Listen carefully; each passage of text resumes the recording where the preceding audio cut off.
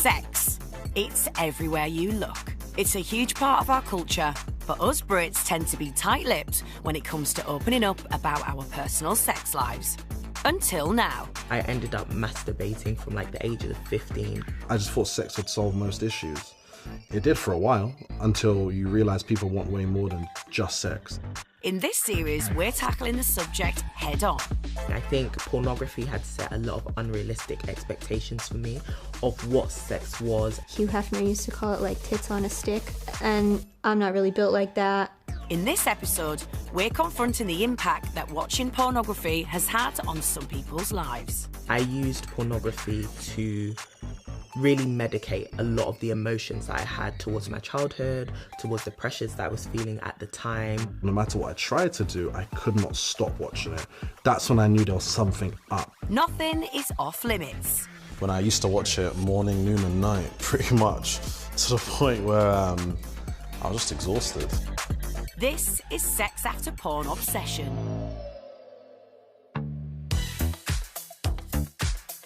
From the ancient Egyptians to the Victorians, from lads' mags to online sex platforms, people have been viewing porn for centuries. It's nothing new, but technology means that porn is now more accessible than ever. Research by UK addiction treatment centres suggests that 8.8 million adults could be watching porn on a weekly basis. These people might look very different, but they all have one thing in common. They all started watching porn from a young age. We've brought them together to discuss how their porn viewing habits developed and how it's impacted their relationships. So tell us more about your childhood in North Carolina. It's interesting, I guess, because like America and the South in general is very like religious, and I grew up in like a very religious sort of like area and that kind of upbringing. So that's kind of like what brought me around to like finding porn and stuff like that, was because I was just taught like abstinence and stuff. Yeah, same. So that's kind of what brought me into it. It was a Baptist church. My uncle was the youth pastor there. It was very, you know, women have their sort of role. I didn't really grow up necessarily like looking forward to my life. It was like growing up looking forward to my wedding. And I never really wanted to get married, so I didn't really know what else was for me. But it was very much like very strict gender roles that we were sort of expected to live up to. I wasn't raised in like a really strictly religious environment, but similarly, I guess culturally, you don't really talk about sex like in church with your family. You don't really do that. My parents are Ghanaian. They are very traditional, very cultural, and it's quite a conservative culture as well, so you don't really talk about sex and things like that. So liking boys was something that was kind of like, you're feeling it, but you don't really talk about it. You definitely don't talk to your parents about it. I am a child of West African immigrants, Ghanaian immigrants, so you don't really talk about, Mom, I have a crush on a boy at 11. Read your books, basically, would be the answer. Life for me was quite interesting. So my father died on Christmas Day when I was 6 years old, and I think I never understood what the loss did for my life at the time. So when I hit puberty, I didn't understand the things that were happening within my body. So I started to have a lot of questions, for sure. I think as any young boy does. The changes that were happening in my body, the girls that I liked at the time, or just what it meant to be a boy / becoming a man, coming of age in some ways. I went to an all-boys school, so you could only imagine what it was like. I'll never forget one of the guys in my class, actually, he showed us porn on, do you know PSP? Yeah. He downloaded it onto it, and I remember we were watching in the back of class, and I think we were just all quite fascinated, but a lot of the boys were having sex way before me anyway. Oh, wow. So I was pretty much quite a late bloomer. I was quite a shy, introverted kid. And I remember for years it was, I used to watch on my computer, made sure before my mum got home, wiped the internet, history. And this lot aren't alone. In a world where it's increasingly available, some kids have seen porn at younger ages than you might expect. On average, children first see pornography aged 13, according to research. And 1 in 10 of those surveyed have seen porn by the age of 9. I was 11 years old when I first started watching porn. I was introduced to it by a friend of mine that I used to walk to school with every single morning, and it was fascinating. I was almost hooked immediately to this. idea or the sounds that people sound like they were just having fun. It looks like, wow, what is this that people are doing where they look like they're just having the time of their lives? So I first started watching pornography when I was around 9 or 10. I was still in primary school. So it started off being like maybe on the weekends or sometimes before school. And then it turned into almost every day, like in summer times. And that was when I started to realize this is having a negative effect on me because I'm doing this way too often, like way too often. And I would say that realization really came when I was about 13, 14, where I was like, oh, this doesn't feel like exploration anymore. This feels like dependency. I think for me it was just like more casual, like exploration. I didn't like have any certain like go-to things. I was just like curious what people was doing, and the more weird stuff you find, the more weird stuff you find. Absolutely. So it was kind of like that. Yeah. But I sort of like dipped in and out. I was probably starting to question things at the age of like 12, 13, and really starting to look more into what actually was sex. Obviously we know what porn is now, but even at that time I think it was like a little bit different, and I think the beauty standards were very specific about thinness. It's like, I think Hugh Hefner used to call it like tits on a stick, and I'm not really built like that.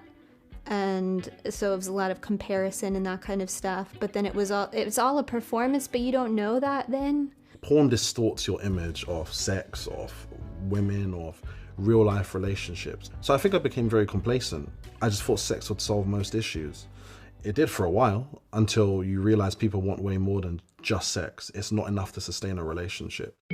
I didn't have my first like sexual experience, well, proper sexual experience, until I was about 14, 15, and then I like lost my virginity when I was 18. And that, like, losing my virginity your first time, that's like so romanticized, was so terrible. Yeah. Like so disappointing.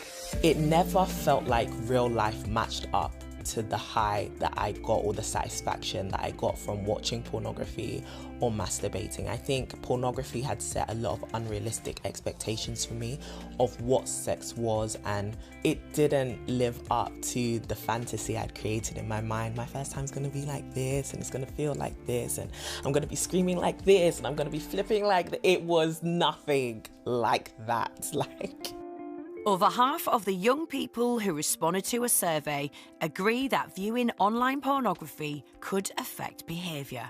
The research correlates porn use with the potential for real-life aggression and coercion. When the research was published, the Children's Commissioner for England said that she was deeply concerned about sexual violence in porn. So did you think it was real too then? Like, because when I first found porn, you're like a kid, it's like, this is what it is. Literally. This answers the question, this is what everyone is doing, this is the thing. Yes. And I think when you're a young mind, that's just what you think. You're very impressionable. Yeah, and you just think like you said, this is what it is. And then you get older and you're like, no, it's not. Like, it's not as perfectly lit, it's not as cute, it's not as seamless, it's not as neat. He's not gonna last for so long. He's not gonna last for so long. I expected sex to not be about me. That I expected it to be about like my partner, probably like a man. I didn't expect it to feel good. You know, porn doesn't end in a female orgasm, it ends in a male orgasm. And I just was like, oh, well, that's what it is. I think it did play out in my first sexual experience because I wasn't there. I wasn't enjoying it. I was worried about what I look like, what I was supposed to be doing, and am I any good, because I don't know. And then I just felt really sad and sort of empty, that I must have missed something, but I didn't know what I had missed. One thing, I don't know whether you found this, but when you watch porn for such a long time, it's hard to be present. Sometimes your mind can just start escaping into other things, and you really have to teach your brain to come back into the moment. When I was watching it, as I watching porn for the whole day, I realized there was an issue when I had no energy to do anything. I didn't want to play football, and I just wanted to be inside, but there was the guilt and the shame that came with it. And no matter what I wanted to do, or no matter what I tried to do, I could not stop watching it. That's when I knew there was something up. I knew there was something up when I kept chasing this constant high over and over and over again. But as I became older, I realized, wait, there's something actually wrong here. It's almost in some ways it felt like it was beyond my control. I used pornography to really medicate a lot of the emotions that I had towards my childhood, towards the pressures that I was feeling at the time, social pressures, educational pressures, familial pressures. I had a conversation with a friend actually who was like, masturbation is actually really good for you. Like, orgasms are good, they relieve a lot of stress. And so that was then my entry point into, okay, cool, I need something to relieve that stress. And I ended up masturbating from like the ages of 15. If you're looking for sexual empowerment, which I think every person, especially women, need to have, where you can say, this is what I like, this is what I want, this is how I want to be satisfied, I do actually want to experience sexual pleasure, I don't think that education and that power completely comes from pornography. And I think sometimes it's sold to us that way. I used to watch it morning, noon and night, pretty much, to the point where I was just exhausted, as you could imagine why. Yeah. Yeah. So yeah, that's when I realized it was actually an addiction. But also, when I spoke to my friends about it, we all spoke about how we wanted to quit. Not everyone who uses porn habitually would describe themselves as addicted. And porn addiction is not officially recognised as a formal diagnosis. Some mental health practitioners treat problematic porn use as a compulsive sexual behaviour disorder. I always say the opposite of addiction is connection. Yeah. That is so good. Yeah. I'm gonna steal that. I don't know that I was necessarily like ever addicted to pornography. I don't know if I would ever say that, because it just have sort of like dipped in and out and dribs and drabs throughout my life. Yeah. So, and I can see that I'm doing this stuff and then sort of pull myself out of it. And it really is just as simple as like sharing it a lot of the time, isn't it? And just like letting somebody know, because then it just takes the shame and the self-judgment right out of it. Because I think a lot of it actually is the shame and the secrecy and, oh my gosh, no one else does this. This is so embarrassing. What are people going to think of me? No one would ever think that I would do something like this. And so it was just, I turned to my best friend and was like, got a confession. Like, I watch pornography, I really want to stop. And it opened up this whole kind of worms with different people around, like, oh my gosh, me too. And I was like, wait, we all have the same secret. That's crazy. I realised I had an addiction when I got to university and I tried to take a step back from pornography. I realised that this wasn't something that I wanted to do anymore, that it had become an unhealthy dependency. And I always tell people, if you want to know whether porn is just something you do for recreational time or whether you have an unhealthy dependency on it, try to stop. I would always find myself fighting, like there was this internal battle, internal conflict around whether I could actually stop and whether I wanted to, and it would literally just leave me feeling so powerless. For me personally, I stopped watching pornography when I was about 19, 20. Wow. And then, ended up just going on like an abstinence journey and was just like, I need to really reframe how I see sex. We all can start to think that when you watch pornography so much, you can start to think that like sex is just this need that always needs to be satisfied. Your sexual desire and that urge is what you were saying about the surfing the urge or urge surfing. Well, some people say you're not horny, you need a hug. Yeah, or like you just need some other kind of dopamine kick, like go to the gym, go for a run, go and talk to people. But then when you go to the gym, you get more horny. Interest in voluntary or intentional celibacy, which is when you choose to abstain from sex, could be on the rise. The celibacy hashtag has gained more than 195 million views and counting on TikTok. Sex is great. It really is, and it's special. And for me, I have to redefine what it actually means to me. I actually wanted to be safe. I wanted to feel seen.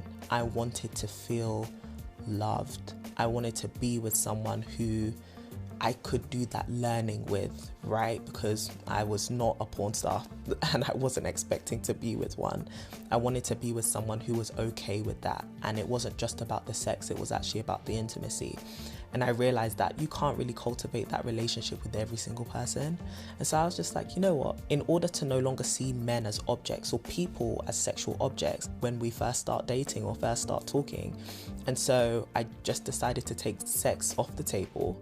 How has porn obsession affected this lot when it comes to their relationships? I think the lie that we've been fed is that if you have great sexual connection, you have most of what's needed in a relationship to make a relationship work, which actually is not true. Like you just described, relationships are so much more than just sex. It's, especially if you're talking about long-term relationships. I personally would forego sex for a great connection.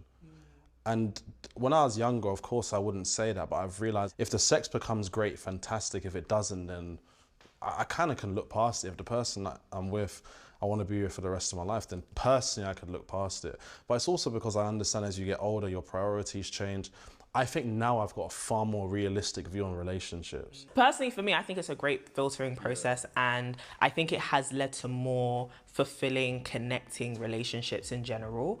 And it has meant that sex, for me, has not been the bedrock of this entire relationship. Yeah. Like, we actually have to connect as people. Do I even like you? Do I like the way you deal with situations? Is there like a friendship here before there is a sexual connection? Looking back, the impact that porn and masturbation had on my relationships was there was a fear of commitment, for sure. And I felt as if whatever I wanted, I could get, where I could pick somebody up and drop them whenever I wanted.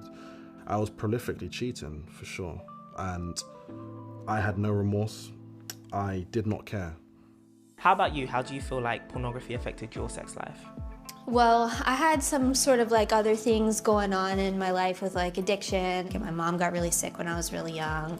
So there was like loads of other kind of contributing factors, but I ended up getting into relationships with like typically older men who were typically not very nice.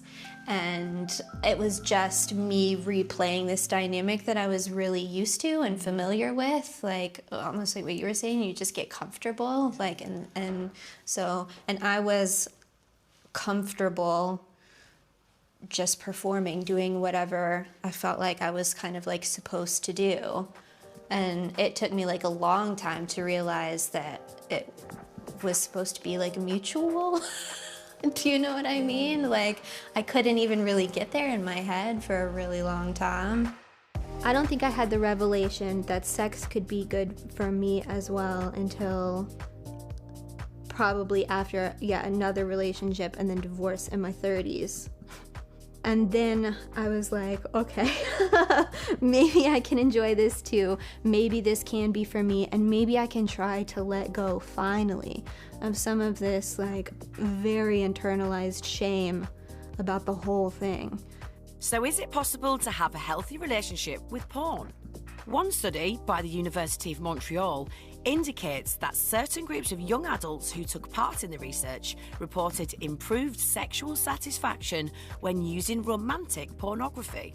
Then I did turn to porn again as a way to help me discover that part of myself, but I did it in a very different way than what I did the first time. I watched like sex toy reviews to kind of get an idea of like, okay, what are other women like looking for in like toys and what do they like. And I found audio porn, which I found so interesting and so helpful because nothing was being depicted to me. It gave me a chance to allow myself to go into that headspace and to just think. Cece, Sean and Courtney have really opened up about a topic that must be difficult, and they're living proof that there is life and even sex after porn obsession. Giving up porn is probably one of the best decisions I've ever made. The addiction made me lose connections, and now I'm trying to be connected to people that I genuinely love and I really care about. I can't speak for other people, but for me, porn, definitely the negatives far outweigh the pros. Having those conversations more openly will allow people to realize, one, I'm not the only person, so I don't need to be feeling this like guilt and like need to really hide this thing because I'm actually not the only one who watches pornography or does this thing.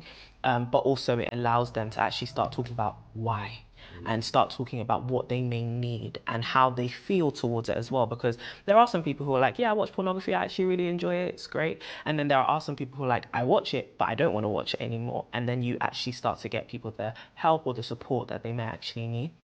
I'd say if people are really struggling with porn, Find something bigger than yourself that allows you to stop. If you really care about your partner, your kids, or whoever it might be, if you want to change your life, change it.